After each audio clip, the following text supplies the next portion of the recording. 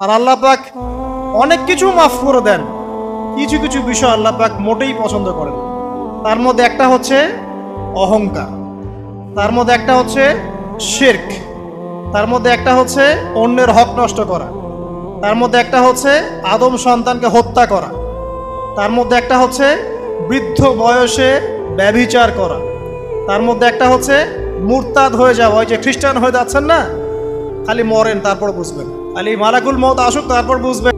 তো এই দুনিয়াতে তো সব ফয়সালা হবে না। আমরা তো হতাশ হয়ে যাই না যে দুনিয়াতে এমন কেন, এটা কেন, ওইটা কেন। দুনিয়া এটারই জায়গা, দুনিয়া সব কিছুর কনক্লুশনের জায়গা না, সব কিছুর পরিসমাপ্তির জায়গা হচ্ছে কিয়ামতের মাঠ। ওই দিন যে সফল সে সফল, যে ব্যর্থ সে ব্যর্থ। দুনিয়ার বাড়ি গাড়ি স্ট্যাটাস চাকরি বাকরি ইজ্জত সম্মান এটা সাফল্য ব্যর্থতার মানদণ্ড নয়, চূড়ান্ত মানদণ্ড নয়। চূড়ান্ত মানদণ্ড কি? ফামান যুহজিহা আনিন নার ওয়া উদখিলাল জান্নাহ ফাকাদ ফাজ। যাকে জাহান্নাম থেকে বাঁচানো হবে, জান্নাতে প্রবেশ করানো হবে, পুলসিরাত পার হতে পারবে, এই একমাত্র ব্যক্তি সফল। সাফল্যের সংজ্ঞাটা জেনে রাখবেন, তাহলে আপনি দুনিয়াতে হতাশ হবেন না ইনশাআল্লাহ। আর আল্লাহ পাক অনেক কিছু মাফ করে দেন, কিছু কিছু বিষয় আল্লাহ পাক মোটেই পছন্দ করেন। তার মধ্যে একটা হচ্ছে অহংকার, তার মধ্যে একটা হচ্ছে শিরক, তার মধ্যে একটা হচ্ছে অন্যের হক নষ্ট করা, তার মধ্যে একটা হচ্ছে আদম সন্তানকে হত্যা করা, তার মধ্যে একটা হচ্ছে বৃদ্ধ বয়সে ব্যভিচার করা, তার মধ্যে একটা হচ্ছে মুরতাদ হয়ে যাওয়া। ওই যে খ্রিস্টান হয়ে যাচ্ছেন না, খালি মরেন তারপর বুঝবেন, খালি মালাকুল মউত আসুক তারপর বুঝবেন। আল্লাহ রাব্বুল আলামিন বলছেন তার রাসূলের মাধ্যমে, কেউ যদি সাক্ষ্য দেয় আল্লাহ ছাড়া কোনো মাবুদ নাই, মুহাম্মদ সাল্লাল্লাহু আলাইহি ওয়াসাল্লাম শেষ নবী, ঈসা ইবনে মারইয়াম আল্লাহর প্রেরিত নবী, আল্লাহর পুত্র নন, জান্নাত সত্য এবং জাহান্নাম সত্য, এই পাঁচটা বিষয় যদি কেউ সাক্ষ্য দেয় ইনশাআল্লাহ সে জান্নাতে যাবে, তার আমল যেমনই হোক না কেন। টাকার বিনিময়ে, চাকরির বিনিময়ে, সমাজসেবার নামে আর চিকিৎসার নামে ইমান বিক্রি করে ফেললেন, সুবহানাল্লাহ সুবহানাল্লাহ। তোমাদের এই পৃথিবীতে বেঁচে থাকার চাইতে মাটির তলে চলে যাওয়া ভালো। আবর্জনার কোনো প্রয়োজন নাই আল্লাহর এই জমিনে। এই মুসলিম উম্মার আবর্জনার কোনো প্রয়োজন নাই। এই মুসলিম উম্মার ইমানদার সাহসী তরুণ প্রজন্মের দরকার। আল্লাহ পাক কবুল করুন, আমিন। শয়তানকে মানুষ গিয়ে জিজ্ঞাসা করবে, জাহান্নামীরা, তুমি আমাদেরকে পথভ্রষ্ট করেছিল। শয়তান বলবে, আমি কিচ্ছু করি নাই, আমি তোমাদেরকে কোনো কাজে ফোর্স করি নাই, আমি শুধু তোমাদেরকে ওয়াসওয়াসা দিয়েছি, তোমরা নিজেরাই কাজ করছো। ফালা তালুমুনি ওয়ালুমু আনফুসাকুম, সূরা ইব্রাহিম পড়ে দেখেন। শয়তান বলবে, তোমরা আমাকে লানত করো না, নিজেদেরকেই লানত করো, আমি তো তোমাদেরকে বাধ্য করে কাজ করাই নাই, তোমরা নিজেরাই করেছো এই কাজ। আসুন সামনে যাই। এবার আল্লাহ পাক যখন ইবলিসকে বের করে দিলেন, সে বলছে, আমাকে কিয়ামত পর্যন্ত অবকাশ দিন। কিয়ামত পর্যন্ত অবকাশ নিয়ে ইবলিস কি করবে? উত্তর, ইবলিস বলছে, ফাবিমা আগওয়াইতানি, হে আল্লাহ, যে কারণে বা যে আদমের কারণে আপনি আমাকে এখান থেকে বের করে দিলেন, লাআকউদান্না লাহুম সিরাতাকাল মুস্তাকিম, আমি সে আদম সন্তানের সরল পথে ওত পেতে বসে থাকবো। শয়তানের কথা কি মনে থাকবে যুবক ভাইরা? শয়তানের চ্যালেঞ্জ কি? আমি আদম সন্তানের সরল পথে ওত পেতে বসে থাকবো, মানে আমার আপনার সবার পথে সে ওত পেতে বসে আছে। এটা যদি মাথায় থাকে তাহলে জীবনে চলা সহজ হয় না? আচ্ছা, আর কি করব? সুম্মা লাআতিয়ান্না মিন বাইনি আইদিহিম, শুধু বসেই থাকবো না, আমি আসবো তাদের সামন থেকে, ওয়া মিন খালফিহিম, তাদের পিছন থেকে, ওয়া আন আইমানিহিম, তাদের ডান দিক থেকে, ওয়া আন শামাইলিহিম, তাদের বাম দিক থেকে, ওয়ালা তাজিদু আকসারাহুম শাকিরিন, হে আল্লাহ, আপনি বেশিরভাগ আদম সন্তানকে শুকরগুজার পাবেন না। কার কথা? শয়তানের এই কথাটা কি সত্য না মিথ্যা? এখন বেশিরভাগ লোক নামাজ পড়ে না পড়ে না? পড়ে পড়ে না। বেশিরভাগ মুসলিমের দাড়ি আছে না নাই? বেশিরভাগ মুসলিম সুদ খায় না খায় না? এখন বেশিরভাগ তরুণ প্রজন্মের জেনায় আছে না নাই? পর্নোগ্রাফি সবাই দেখে না দেখে না? অন্যের সম্পদ আত্মসাৎ মানুষ করছে না, দুর্নীতি করছে না, ঘুষ খাচ্ছে না। ইসলামের বিধান 100% পালন করে কত পার্সেন্ট মানুষ? খুব কম। আচ্ছা বাদ দেন এত বড় বড় কথা, শুধু কোরআনুল কারীম তেলাওয়াত করতে পারে কতজন মানুষ? বলি না আমরা 90% মুসলিমের বাংলাদেশ, তো 90% মুসলিমের বাংলাদেশে কত ভাগ মুসলিম কোরআন তেলাওয়াত করতে পারে? একটা শুমারি করে দেখেন, কোরআন শুমারি, এটা কোরআন শুমারি করে দেখেন যে কত পার্সেন্ট মুসলিম শুদ্ধ করে কোরআন পড়তে পারে। যারা পড়তে জানে তাদেরও পড়া যে কত ভুল আছে আলেম ওলামার কাছে গেলে বুঝতে পারবে। আর এই ভুলের কারণে যে অর্থ কত পরিবর্তন হচ্ছে আপনি তো জানেনই না। তো এই যে শয়তান বলেছে ওয়ালা তাজিদু আকসারাহুম শাকিরিন, আপনি বেশিরভাগকেই শুকরগুজার পাবেন। তো কথা সত্য না মিথ্যা?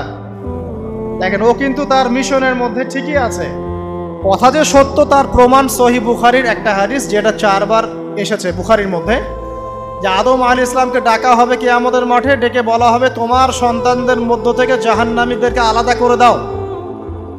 আদম আলাইহিস সালাম বলবেন কতজনকে আলাদা করে দিব? আল্লাহ পাক বলবেন প্রতি 1099 জনকে জাহান্নামের জন্য আলাদা করে দাও। শয়তানের কথা ঠিক না বেঠিক? এবার আল্লাহ রাব্বুল আলামিন তাকে বের করে দিলেন, ইবলিস এবার বের হয়ে গেল, চ্যালেঞ্জও করলো। এবার আল্লাহ পাক আদম আলাইহিস সালামকে ডেকে বলছে ইয়া আদম, এবার আদম আলাইহিস সালামের এই যে পাজর মানে বুকের পাজর, এখান থেকে তার সঙ্গিনীকে সৃষ্টি করা হলো। কারণ আদম আলাইহিস সালাম একাকী ছিলেন, একা কি থাকা যায়?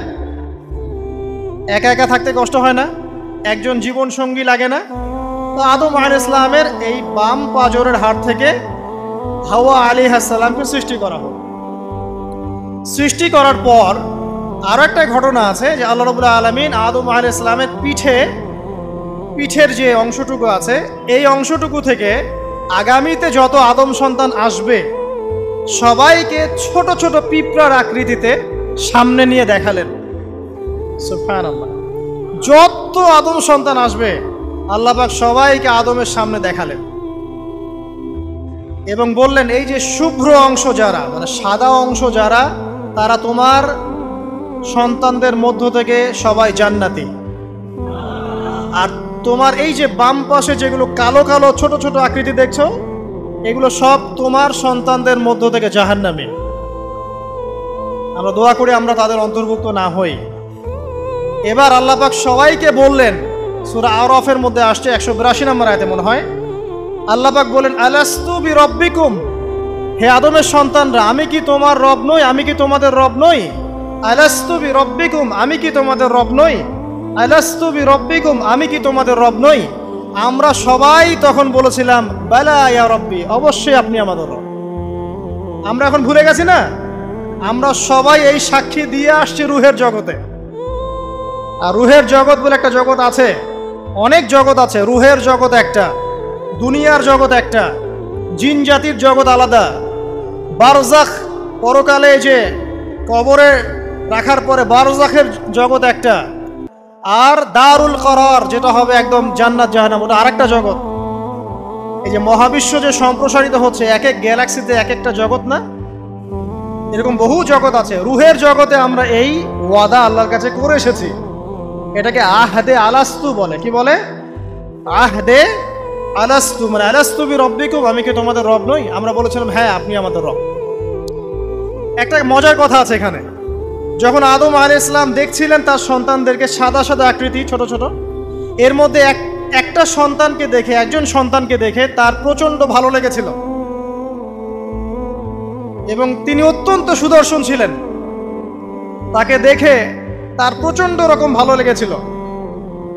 আল্লাহ পাককে তিনি জিজ্ঞাসা করলেন, হে আল্লাহ আমার সন্তানদের মধ্যে একে, এই সুন্দর সন্তান কে? আল্লাহ পাক বললেন সে হচ্ছে তোমার সন্তান দাউদ। কি নাম? দাউদ আলাইহিস সালাম। আর আপনাকে বলে রাখি আদম আলাইহিস সালামের ব্যাপারে যেমন আল্লাহ পাক বলেছেন আদম আমার খলিফা, ঠিক দাউদ আলাইহিস সালাম সম্পর্কেও আল্লাহ পাক বলেছেন দাউদ আমার খলিফা। বুঝতে পারলেন? কোথায় আছে? সূরা সদ পড়ে দেখেন। ঠিক আদম আলাইহিস সালাম সম্পর্কে আল্লাহ পাক বলেছেন না যে আমি পৃথিবীতে খলিফা পাঠাচ্ছি, ঠিক দাউদ আলাইহিস সালাম সম্পর্কেও আল্লাহ পাক বলেছেন, দাউদ আমার খলিফা। ইয়া দাউদ ইন্না জাআলনাকা খলিফাতান ফিল আরদ ফাহকুম বাইনান নাসি বিল হক ওয়া লা তাত্তাবিল হাওয়া। আয়াতটা পড়ে দেখবেন, ওইদিকে আমি পরে আসছি। তো ওই সন্তানকে দেখে তার এত ভালো লাগলো, আল্লাহর কাছে তিনি জিজ্ঞাসা করছেন, হে আল্লাহ, আমার এই সন্তানের হায়াত কত? আল্লাহ পাক বলছেন, তোমার এই সন্তানের হায়াত হচ্ছে 60 বছর। কত বছর? 60 বছর। আর আমাদের উম্মতে মুহাম্মাদের কিন্তু গড় আয়ু এরকম 60-65, এর বেশি না গড় আয়ু। তখন আদম আলাইহিস সালাম বলেন, আল্লাহ, আমার হায়াত থেকে তাকে 40 বছর দিয়ে দাও। আমার হায়াত থেকে তাকে 40 বছর দিয়ে দাও। আল্লাহ পাক তাকে 40 বছর দিয়ে দিলেন।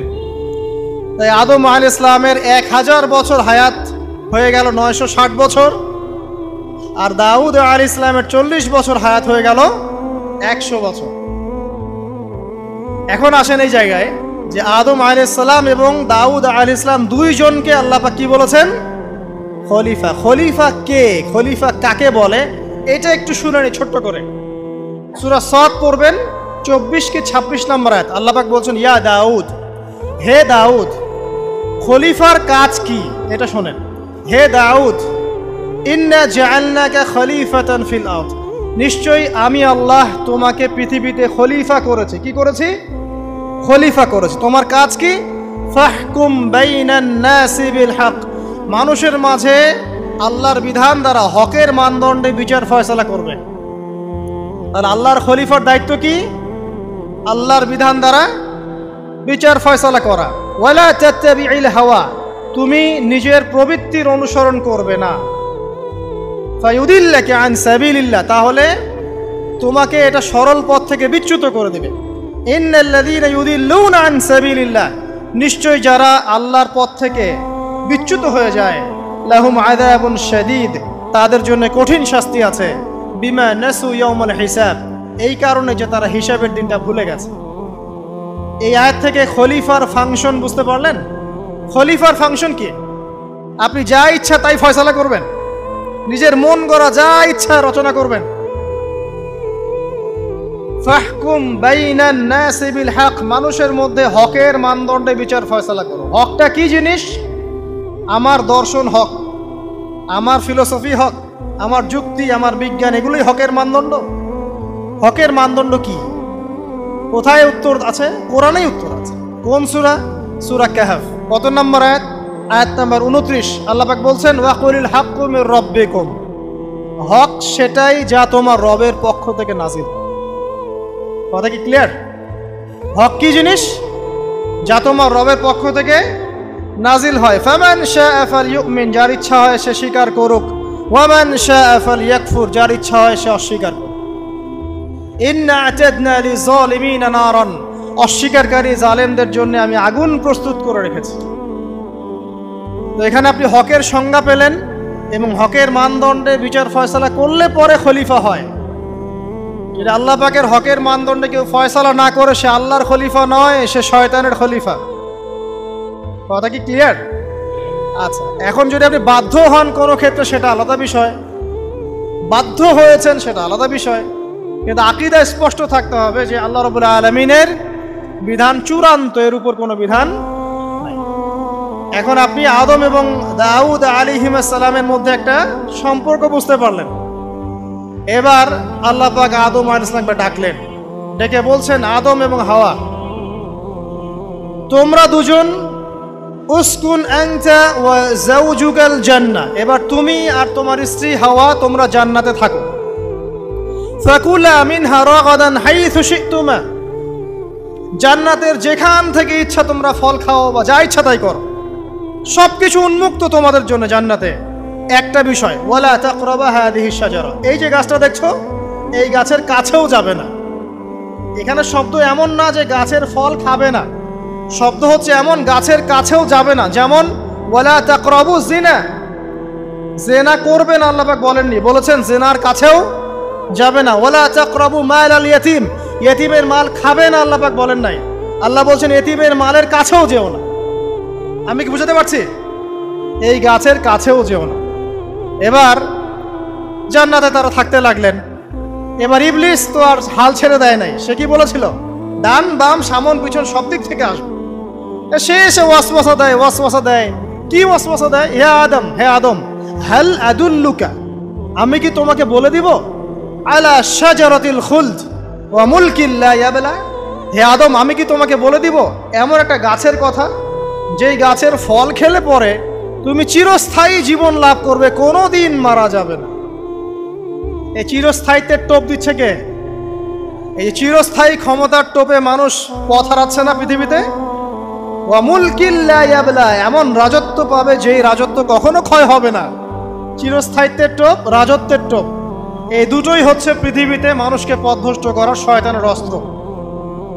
কথা মনে বুঝতে পারেন না? আমার মাথার উপর দিয়ে যাচ্ছে, বুঝতে পারবেন ইনশাআল্লাহ। তো টোপ দিচ্ছে দুইটা, হাল আদুল্লুকা আলা শাজারাতিল খুলদ ওয়া মুলকিন লা ইয়াবলা। করতে করতে করতে করতে একদিন সত্যি সত্যি আমাদের পিতামাতা সেই গাছের কাছে চলে গেলেন। যখনই চলে গেলেন, ফালাম্মা যাকা শাজারা, যখন তারা গাছের কাছে চলে গেলেন, বাদাত লাহুমা সাওআতিহিমা, তাদের পরনে যে জান্নাতি কাপড় ছিল ধাপাস করে খুলে পড়ে গেল। ইন্না লিল্লাহি ওয়া ইন্না ইলাইহি রাজিউন। আমাদের পিতামাতাকে পুরো মহাবিশ্বে ফেরেশতাদের সামনে জান্নাতে নগ্ন করে দিল ইবলিস। আমি মনে বুঝাতে ব্যর্থ হচ্ছে, আমাদের পিতামাতাকে জান্নাতে ফেরেশতাদের সামনে, সবার সামনে নগ্ন করে কাপড় খুলে ফেললো কে? ইবলিস। তো এখন যে কাপড় খোলার সংস্কৃতি চলছে, কারা এরা? ওরা জিন শয়তান, এগুলো মানুষ শয়তান। শয়তান দুই প্রকার, মিনাল জিন্নাতি ওয়ান নাস, জিন শয়তান আর মানুষ শয়তান। ওই জিন শয়তান এদেরকে ওয়াসওয়াসা দিয়ে দিয়ে নগ্ন করেছে। এরা এখন নগ্নতার আন্দোলন শুরু করেছে, এবং আমি জানি কয়দিন পর এটা বিকিনি পরেও ঘুরবে। অবাক হচ্ছেন? কিয়ামতের আলামতের মধ্যে অন্যতম হচ্ছে মানুষ রাস্তার ধারে ধারে জেনা করবে, রাস্তার মোড়ে মোড়ে জেনা হবে। তখনকার সবচেয়ে ভালো মানুষ হবে সেই ব্যক্তি যে গিয়ে বলবে যে বাবা তোমরা জেনা করছো, এই দেয়ালের পিছনে গিয়ে করতে পারলা না। সে হবে সবচেয়ে ভালো মানুষ। এই যে কাপড় খোলার সংস্কৃতি শুরু হয়েছে, এটা কার সংস্কৃতি? বাদাত লাহুমা সাওআতিহিমা। আল্লাহ পাক আরো বলছেন, ইয়া বানি আদম, হে আদম সন্তান, লা ইয়াফতিনান্নাকুমুশ শাইতান, শয়তান যেন তোমাদেরকে ফিতনায় ফেলতে না পারে। কামা আখরাজা আবাওয়াইকুম মিনাল জান্নাহ, ঠিক যেভাবে শয়তান তোমাদের পিতা মাতাকে জান্নাত থেকে বের করে দিয়েছিল। আর কি করেছিল? কামা আখরাজা আবাওয়াইকুম মিনাল জান্নাহ ইয়ানজিউ আনহুমা লিবাসাহুমা, শয়তান তোমাদের পিতা মাতার লেবাস পোশাক খুলে ফেলেছিল। ঠিক এভাবেই যেন পৃথিবীতে শয়তান তোমাদেরকে ফিতনায় ফেলতে না পারে, আল্লাহ পাক সতর্ক করছে। এখন কি বুঝতে পারছেন? এই নগ্নতার যে 6 লাভ, নগ্নতা, অশ্লীলতা, পর্নোগ্রাফি, বেহায়াপনা, ফ্রি মিক্সিং, নারীদেরকে নগ্ন করে রাস্তায় বের করে নিয়ে আসা, এগুলো কার এজেন্ডা? শয়তানের এজেন্ডা। এর উপর কোনো কথা নাই, কারণ কোরআনের উপর কোনো সত্য নাই। এগুলোর উপরে কোনো কথা হবে না, বিকজ কোরআনের উপর কোনো সত্য নাই। আছে? নাই। কোরআনে আল্লাহ পাক বলেছেন যে শয়তান ফিতনায় ফেলেছিল, ইয়ানজিউ আনহুমা লিবাসাহুমা, শয়তান তোমাদের পিতামাতার লেবাস খুলে ফেলে দিয়েছিল।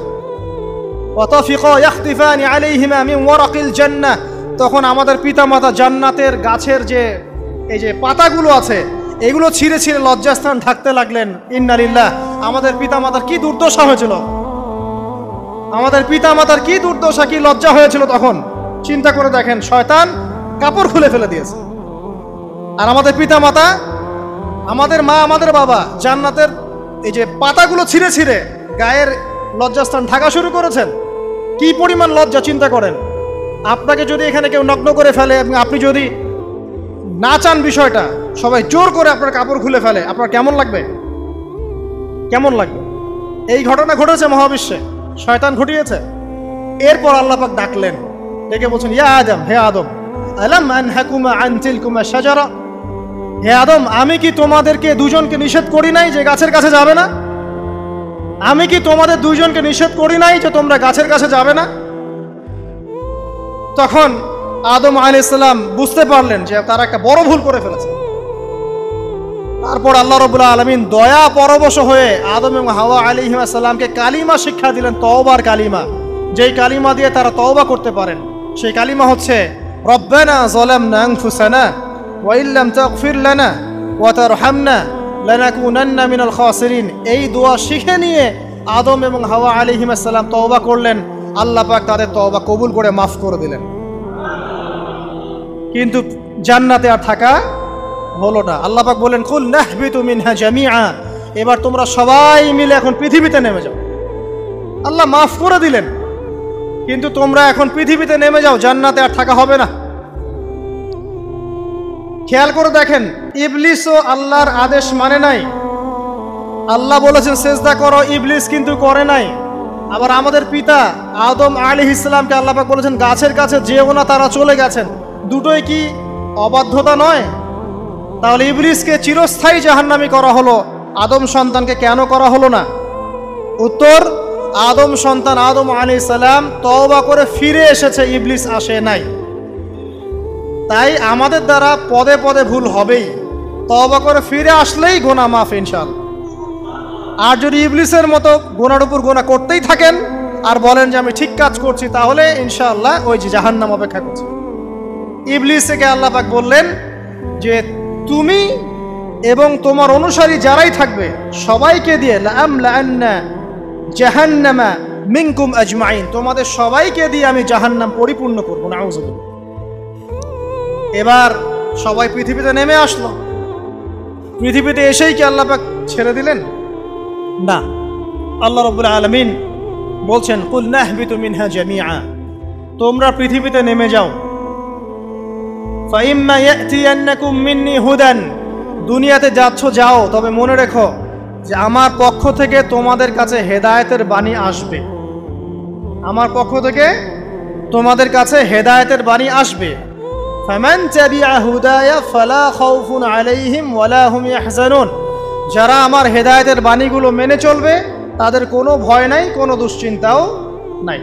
ওয়াল্লাযীনা কাফারু ওয়া কাযযাবু বিআয়াতিনা, কিন্তু যারা আমার আয়াতকে কুফরি করবে, মিথ্যা প্রতিপন্ন করবে, ফাউলাইকা আসহাবুন নার, তারা হবে জাহান্নামের অধিবাসী। হুম ফিহা খালিদুন, তারা সেখানে চিরস্থায়ী হবে। এই সহজ সরল জীবন দর্শন দিয়ে আল্লাহ পাক পৃথিবীতে পাঠিয়ে দিলেন। এবার শুরু হলো পৃথিবীতে পথ চলা। পৃথিবীতে পথ চলার ক্ষেত্রে অনেক কিছু সৃষ্টি করতে হলো, আবিষ্কার, কৃষিকাজ, এটা ওটা সব কিছু। আদম আলাইহিস সালামকে আল্লাহ পাক সেই জ্ঞান ওহীর মাধ্যমে শিক্ষা দিলেন। কৃষিকাজ আল্লাহ পাক শিক্ষা দিয়েছেন, চাকা সৃষ্টি করা আল্লাহ পাক শিক্ষা দিয়েছেন, বাহন সৃষ্টি করা আল্লাহ পাক শিক্ষা দিয়েছেন।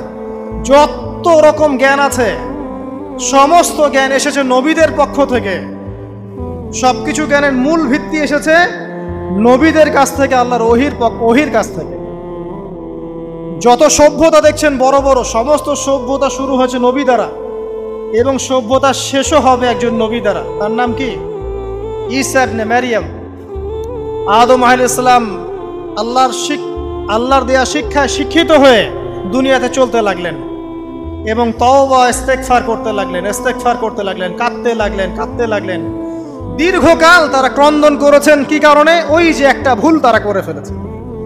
দুনিয়াতে এসে ক্রন্দন করতে করতে করতে করতে আল্লাহ রাব্বুল আলামিন এক পর্যায়ে তওবা কবুল করে ফেললেন। এবার সামনে যান। তাদের সন্তান হলো হাবিল এবং কাবিল। নাম শুনেছেন? শোনেন নাই? হাবিলের কুরবানি কবুল হয়, কাবিলের কুরবানি কবুল হচ্ছে না। বিকজ কাবিল এর কুরবানির মধ্যে ইখলাস নাই। ভাইয়ের কুরবানি কেন কবুল হচ্ছে, আমারটা কেন হচ্ছে না? হিংসার বশবর্তী হয়ে কাবিল হাবিলকে হত্যা করে ফেলল। নবী পরিবারের সদস্য হয়েও কাবিল এরকম অন্যায় করে ফেলল। আর কি হলো? রাসূল সাল্লাল্লাহু আলাইহি সাল্লাম বলেছেন, পৃথিবীতে যত মানুষ অন্যায়ভাবে নিহত হবে, পৃথিবীতে যত মানুষ অন্যায়ভাবে খুন হবে, সমস্ত খুনের পাপের একটা অংশ কাবিলের আমলনামায় যুক্ত হবে। কারণ সেই প্রথম খুন চালু করেছে। এই যে আজকে গুনাহে জারিয়া চালু করছেন না, সুদী এনজিও, সুদী সমিতি, সিনেমা হল, এইটা ওইটা, মদের বার, যত গুনাহে জারিয়া চালু করছেন মৃত্যু হবে, কবরে যাবেন ঠিকই, কিন্তু গুনাহ কমবে না ইনশাআল্লাহ। মনে করেন একজন নগ্ন ছবিতে অভিনয় করেছে, ঠিক আছে, এখন নাই পৃথিবীতে, বা কেউ অশ্লীল গান বাজনা করে দুনিয়া থেকে বিদায় নিয়েছে, দুনিয়াতে তার গান এখনো বাজছে, সে কবরে শুয়ে শুয়েই সেই গুনাহগুলো পাচ্ছে। ঠিক আপনি যদি এখন ভালো কোনো কাজ করেন, দিনই কোনো ভালো কাজ করেন, মসজিদ হোক, মাদ্রাসা হোক, ইয়েতিমখানা হোক, বিধবাদের কোনো প্রকল্প হোক, বৃদ্ধাশ্রম হোক, মানবতার কোনো কল্যাণমূলক কাজ হোক, মৃত্যুর পরেও ইনশাল্লাহ আপনি নেকি পেতে থাকবেন। সদকায়ে জারিয়া আর গুনাহে জারিয়া ভালো করে বুঝবেন। একটা গুনাহ করে মাফ নেওয়া আলাদা বিষয়, আর গুনাহ চলতে থাকাটা আর একটা বিষয়। আল্লাহ আমাদেরকে হেফাজত করুন, আমিন। নবী পরিবার এগিয়ে গেল এবং তাদের সময়ে তারা শুধু ক্রন্দন করেছেন, ইবাদত করেছেন, আল্লাহর কাছে ইস্তেগফার করেছেন, এবং ওই যে জান্নাতে ফিরে যাওয়ার জন্য তারা আপ্রাণ চেষ্টা করেছেন।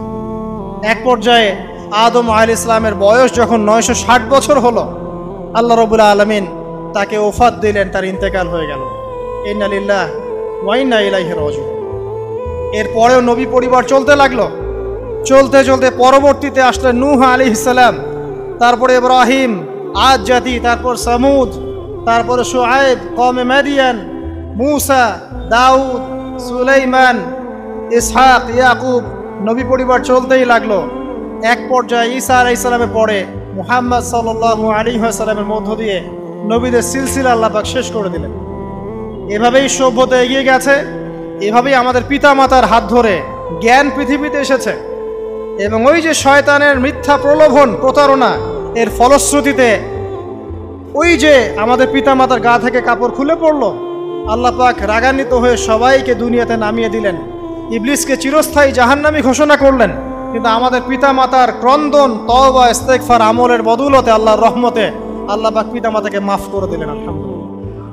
এভাবেই মানব জাতি এগিয়ে যাচ্ছে। আজকে আমরা এই পর্যায়ে পর্যন্ত এসেছি। আদম আলাইহিস সালামের এই সংক্ষিপ্ত জীবনী থেকে আমরা কি শিখলাম? আমরা শিখলাম যে আল্লাহ রাব্বুল আলামিন অনেক ভালোবেসে, অনেক মহব্বত করে, মমতা দিয়ে, মায়া দিয়ে নিজের হাতে আমাদের পিতাকে সৃষ্টি করেছেন। এক, দুই, আমাদের পিতাকে আল্লাহ রাব্বুল আলামিন তার পক্ষ থেকে জ্ঞান শিক্ষা দিয়েছেন। এই কারণে আদম সন্তানরা জন্ম থেকেই দেখবেন কিছু না কিছু জ্ঞানী হয়েই থাকে। জ্ঞান আপনার ডিএনএর মধ্যে থাকেই। আল্লাহ রাব্বুল আলামিন আদম আলাইহিস সালামের মধ্যে রূহ ফুঁকে দিয়েছেন। আল্লাহ রাব্বুল আলামিন আদম আলাইহিস সালামকে জান্নাতে রেখেছেন। আল্লাহ রাব্বুল আলামিন গাছের কাছে যাওয়ার পরেও তওবা ইস্তেগফারের মধ্য দিয়ে তাকে মাফও করে দিয়েছেন। আল্লাহ রাব্বুল আলামিন আদম এবং হাওয়া আলাইহিস সালামের মধ্য দিয়ে এই পৃথিবীতে মানব জাতির সিলসিলা অব্যাহত রেখেছেন। এবং কিয়ামত পর্যন্ত যত আদম সন্তান আসবে তাদের জন্য আল্লাহ পাক তার পক্ষ থেকে হেদায়েত প্রেরণ করেছেন। এক যুগে তাওরাত এসেছে, কখনো জাবুর, কখনো ইনজিল, কখনো কোরআন। সর্বশেষ টেস্টামেন্ট হিসেবে কোরআন এসেছে। এখন যদি এই ওহীর বাণী, কোরআন এবং এর ব্যাখ্যা হাদিস আমরা মেনে চলি, ইনশাআল্লাহ তাআলা আমরা আবার সেই জান্নাতে ফিরে যাব যেখান থেকে আমাদেরকে নামিয়ে দেওয়া হয়েছে। আর যদি আমরা কোরআন এবং হাদিস বা আল্লাহর ওহীর পরোয়া না করি, এর আলোকে জীবন না গড়ি, তাহলে ওই ইবলিসের সাথেই আমাদেরকে জাহান্নামে থাকতে হবে, নাউযুবিল্লাহ। আল্লাহ রাব্বুল আলামিন আমাদের সবাইকে কোরআন এবং সুন্নাহ, আল্লাহর ওহী মেনে চলার তৌফিক দান করুন, এবং ইবলিসের খপ্পর থেকে আল্লাহ পাক আমাদেরকে বাঁচিয়ে রাখুন।